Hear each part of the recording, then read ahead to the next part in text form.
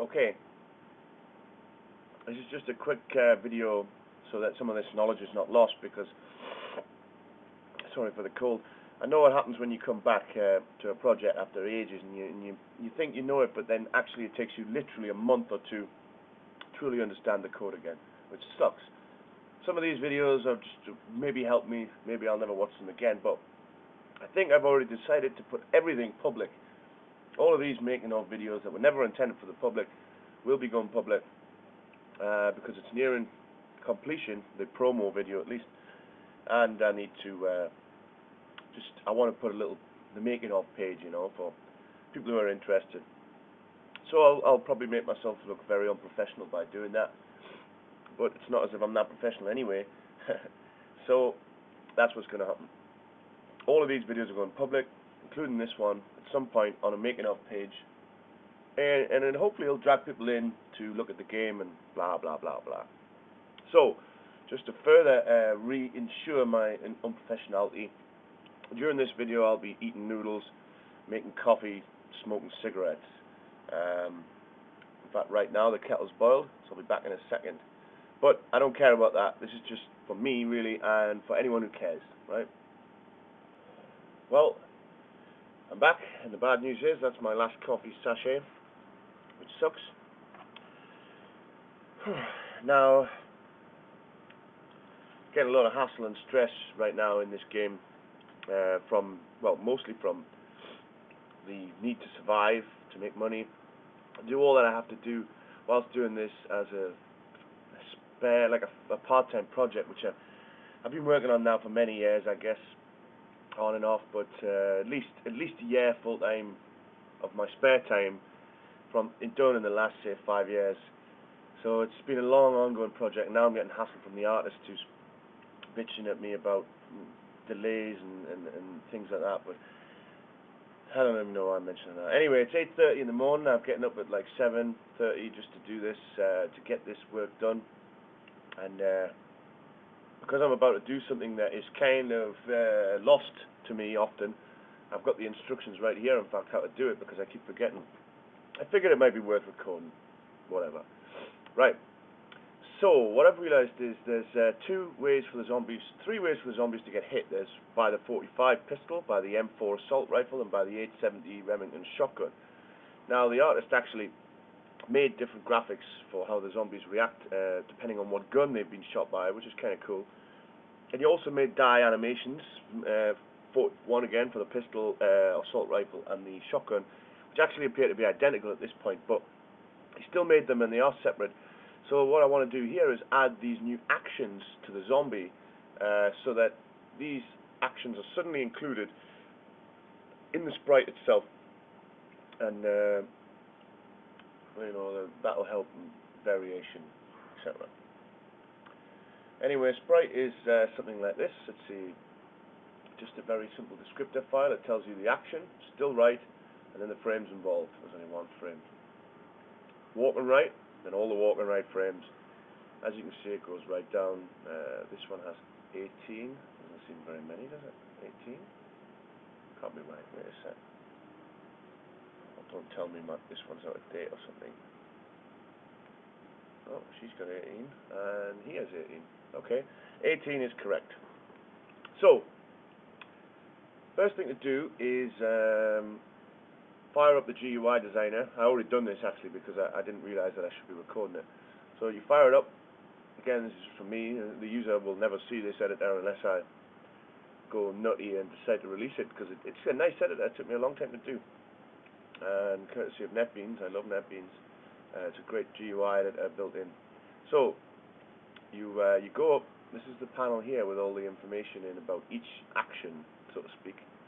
You click this, and you add the new actions. Actually, I already have put in left bullet hit pistol, right bullet hit pistol, left bullet hit rifle, right bullet hit rifle, left bullet hit shotgun, right bullet hit shotgun, but I haven't actually used them, so they were in, so I don't need to add them. But the way I've coded it right now is I'm keeping the order perfect. So, and I already have left die and right die. I forgot to put left die pistol, right die pistol, to be honest. I probably should have done, but I don't want to break anything, So what I've done is I've gone to the bottom and I've added the two new ones, but I've called it left die 2, right die 2, and left die 3, and right die 3. Wait a sec.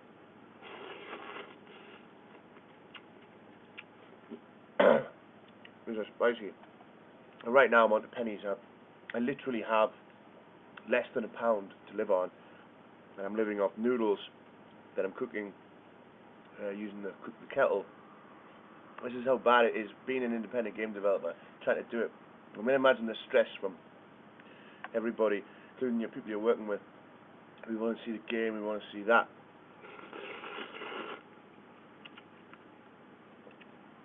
It actually gets to the point where your own dream, your own vision, is a thing that haunts you, ultimately. And that's what's happening to me right now.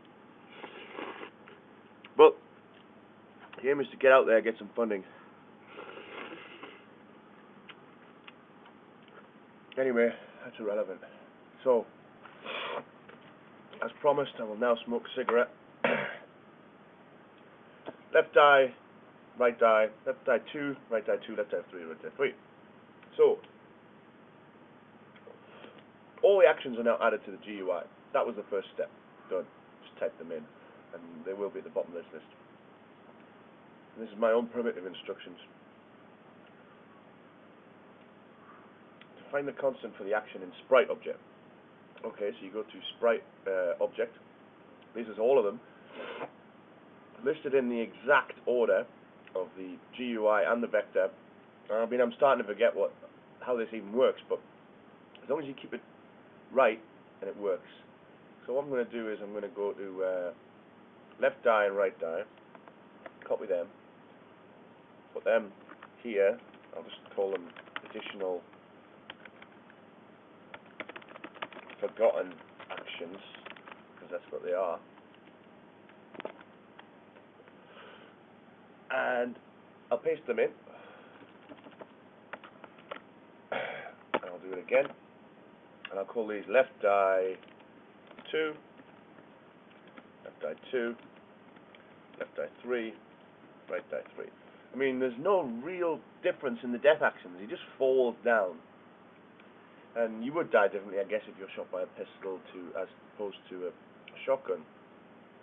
But I'm going to code that anyway so that they fly across the room and buckle up. Maybe I should change it here. Nope, I don't know, I'm confused. Right, line these up.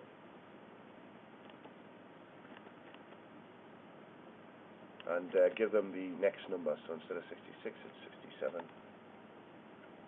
68, 69, and 70. And this last value here should be just one more than that. So 71. Now I'm going to add a little meaningful message here. These were the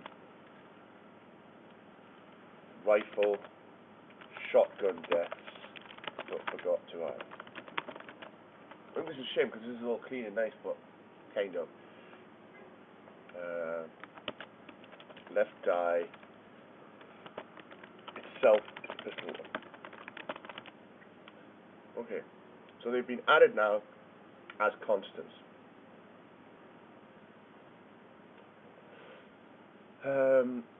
Go back to my own ridiculous instructions. Add the line into the ILBM. ILBM is the Sprite file format, which is just an Amiga file name that I've just completely ripped off. It's not linked at all, but I like the idea of using old Amiga references in everything I do. I've got IFF here, I've got my ILBM, I've got DMS, and an Amiga diehard, really. So now I can use my own tool to do some work. So I load up this tool. Just like to... Oh, I better wait. This could be slow. It's loading right now, so this could cut the sound off. This is how it loads up so far. This is my dummy level. This is the player arriving. I'm going to turn off the grid because it's very demanding. It's not very well coded, the grid, but for now. I've got a frames per second counter in there. You can see at the top here, 14 now. I'm trying to make the game run at a slowish frames per second that looks cool, because it's going to run on netbooks. I want it to run on the Intel